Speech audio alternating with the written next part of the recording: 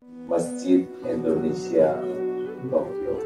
Ya, semoga Tokyo ini terkenal dengan BR3T, bersih, rapi, tertib, teratur, terpelihara, benar, persis seperti di pesantren. Mudah-mudahan ke depan bapak-bapak, ibu-ibu bisa merapikan sendal sebelum masuk ke masjid ya. Insya Allah ya. Tadi siapa yang merapikan sendal di depan? Siapa? Tuh, gitu. Hanya memerlukan beberapa detik saja untuk punya amal soleh sedang beramal. Kalian di mana-mana rapi kecuali di masjid ya. Tolong ya, karena semua yang kita lakukan harus jadi amal soleh, termasuk menyimpan sendal. Menyimpan sendal tidak pada, yaitu orang yang senang belajar dengan ikhlas dan senang mengamalkan ilmunya dengan ikhlas. Kenapa disebut pembelajar sejati? Kan ada yang tahu, ada yang paham, ada yang bisa. Beda itu. Tahu kuda. Ini pertanyaan hadirin. Tahu kuda? Tahu. Paham kuda? Jangan ngarang, setiap perkataan harus dipertanggungjawabkan. Tahu kuda? Tahu. Paham kuda? Ya. Gitu. Jangan nyebut paham kalau belum paham, namanya bohong. Ya. Kalau belum aja. Coba kalau sudah tahu kuda, paham kuda, apa bedanya tahu dengan paham? Kalau tahu itu hanya informatif. Kuda tahu, tapi paham itu harus dengan belajar sungguh-sungguh. Bisa berkuda beda lagi. Yang tahu kuda belum tentu paham. Yang paham kuda juga belum tentu bisa berkuda. Karena bisanya berkuda itu harus berlatih. Tahu pesawat terbang? Tahu. Paham pesawat terbang? Ya. Bisa menerbangkan pesawat? Oh, bisa. Ya. Nah, dalam pengetahuan Islam juga begitu. Banyak yang tahu sabar. Tahu? Paham sabar? Nah, persis tadi waktu sholat. Tahu Al-Fatihah? Paham artinya? Tidak. Ya. Apalagi mengamalkan. Jadi umat Islam mengamalkan Islam itu tidak cukup tahu sabar, tahu ikhlas, tidak cukup, sama sekali tidak cukup. Tapi harus paham, dan paham ini hanya bisa kalau dia belajar dengan niat ikhlas dan sesudah itu berusaha mengamalkan. Tahukah apa yang paling prioritas dalam hidup ini apa? Yang paling penting, urgent dalam hidup ini apa kira-kira?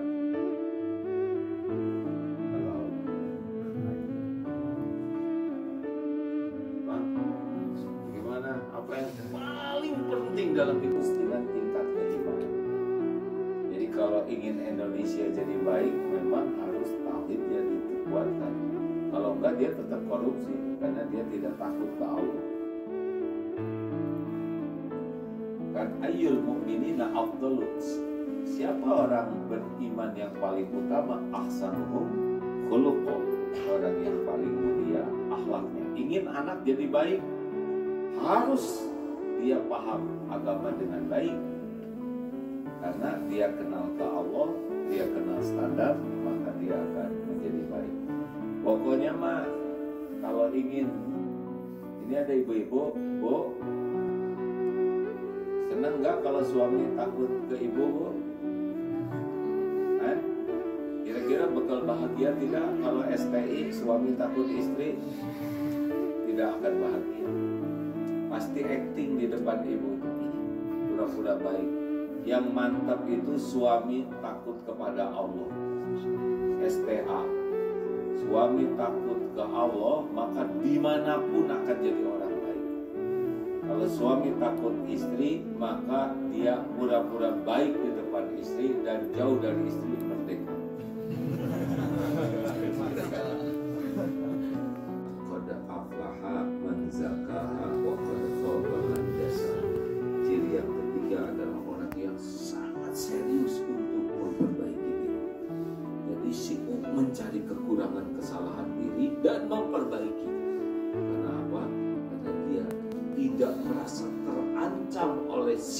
apapun selain oleh hawa nafsu.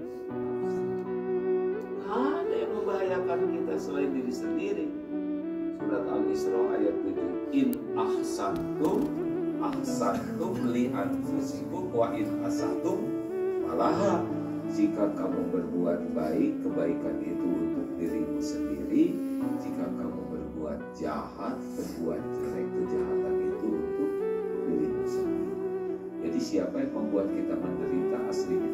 Diri sendiri. Diri sendiri. Siapa yang membuat kita celaka? Diri sendiri. Diri sendiri. Makanya orang-orang yang akan baik itu serius sekali mencari tahu kekurangan diri, kesalahan diri, kelemahan diri untuk ditobati, untuk diperbaiki, untuk dikoreksi.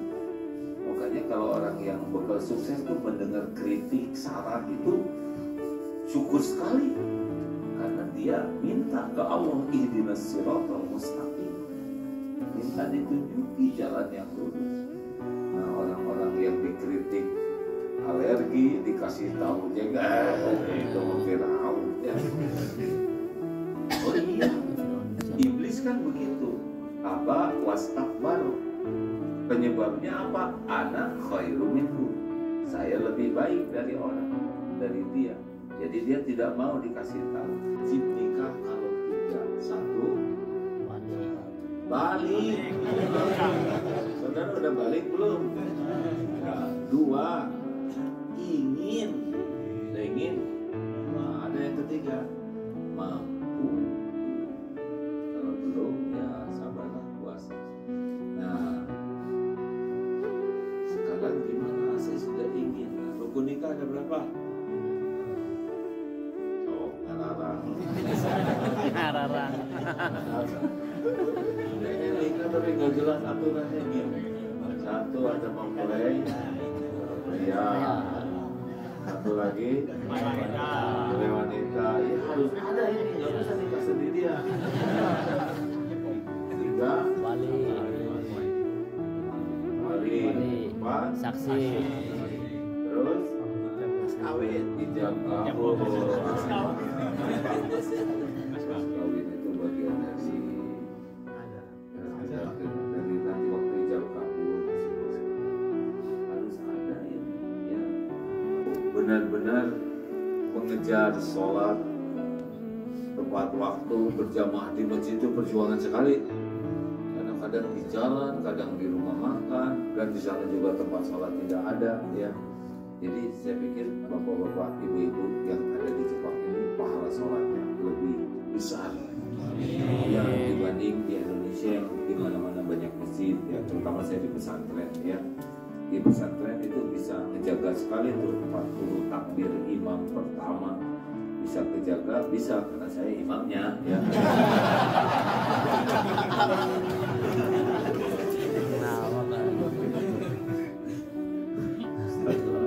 Karena mujahadah saya dulu pertama ya waktu mulai merintis ingin jadi orang benar itu adalah 40 takbir imam. 40 itu cuma 8 hari benar. Yang lebih mantap 40 hari itu bebas sifat munafik insya Allah ya.